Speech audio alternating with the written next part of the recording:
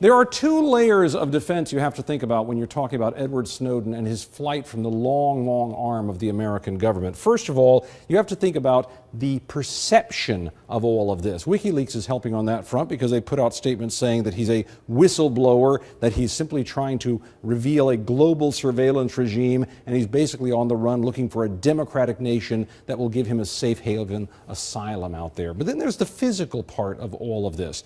Right now, he's at the airport in Moscow, presumably to fly on to some place like Venezuela or Ecuador or Cuba, perhaps. We don't really know, but some government that might agree to take him in. There's also, I think, the possibility that he could wind up, as Julian Assange did, running for an embassy where he might be able to hang out without having to pass through any sort of hostile territory along the way.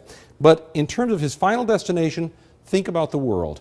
Most of the nations over here, excluding Cuba, have deals with the United States for extradition if somebody is wanted back here. Europe does, parts of Africa, India, and down into this area has a lot. Not so much in Russia and China, places like that, they don't have such a deal.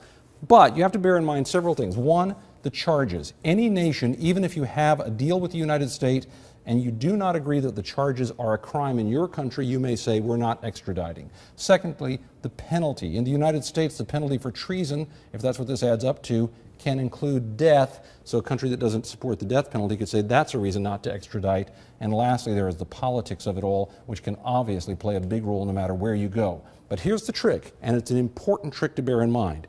Even the nations that do not have an extradition treaty with the United States can strike a deal if it seems to be in their interest, and they could send him back. That's what makes this such an uncertain situation.